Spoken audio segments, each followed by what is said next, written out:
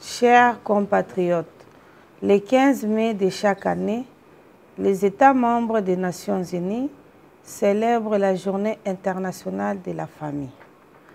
En effet, c'est en 1993 que l'Assemblée générale des Nations Unies, dans sa résolution A/RES/47/237, a proclamé le 15 mai Journée internationale de la famille afin de mieux faire connaître les questions liées à la famille et d'accroître la connaissance des enjeux sociaux, économiques et démographiques qui l'affectent. La commémoration de la Journée internationale de la famille nous amène à réfléchir sur les enjeux de l'ère et la possibilité de mettre en place une politique nationale réactive en faveur de la famille afin de réduire les inégalités et la pauvreté. Pour cette année 2023, le thème international retenu est Tendance démographique et famille. En ce qui concerne la République démocratique du Congo, le gouvernement a retenu le thème La stabilité de la famille congolaise et enjeux démographiques. Chers compatriotes, la famille est la cellule de base d'une nation. De sa stabilité dépend le développement. C'est dans cette optique que la déclaration de Copenhague reconnaît la famille comme l'unité de base de la société, mais aussi son rôle dans le développement intégral de chaque nation.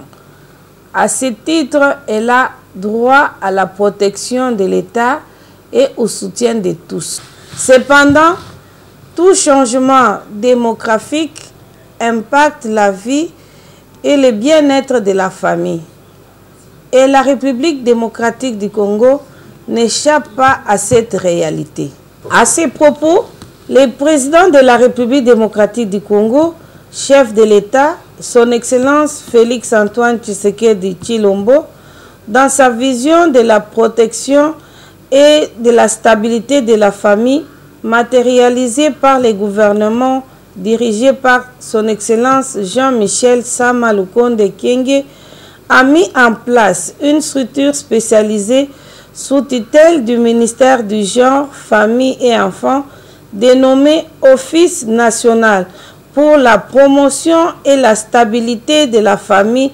Outre cette structure, plusieurs réformes ont été apportées dans le cadre normatif en vue de la protection et de la stabilité de la famille congolaise, dont les codes de la famille. De ces réformes, je peux citer quelques innovations, à savoir la suppression de l'autorisation maritale pour la femme mariée et l'obligation faite aux époux de s'accorder pour tous les actes juridiques dans lesquels ils s'obligent individuellement ou collectivement. L'exigence du respect de la considération mutuelle des époux dans leurs rapports sans préjudice des autres obligations respectives qui leur incombent dans la gestion du ménage.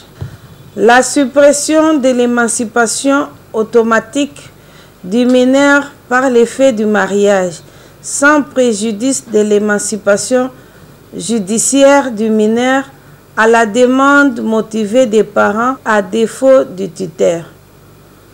Le renforcement des dispositifs pour assurer la protection de l'enfant congolais contre toutes sortes d'abus en matière d'adoption internationale. Bien plus, le président de la République, chef de l'État, a initié et mis en place des actions propices à la promotion et à la stabilité de la famille, notamment la gratuité de l'enseignement de base, la couverture santé universelle. Je ne saurais terminer mon message sans exprimer ma solidarité envers les nombreuses familles, tant à l'Est que dans d'autres parties de notre pays, qui souffrent des affres de la guerre injuste, des conflits armés, ainsi que de toutes les catastrophes naturelles qui les déstabilisent.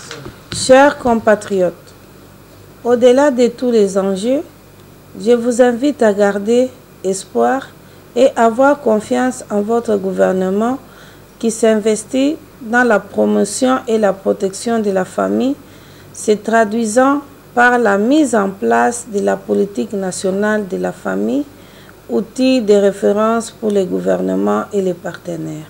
Que vive la République démocratique du Congo, que vive les ministères du genre, famille et enfants, que vive la famille congolaise. Je vous remercie.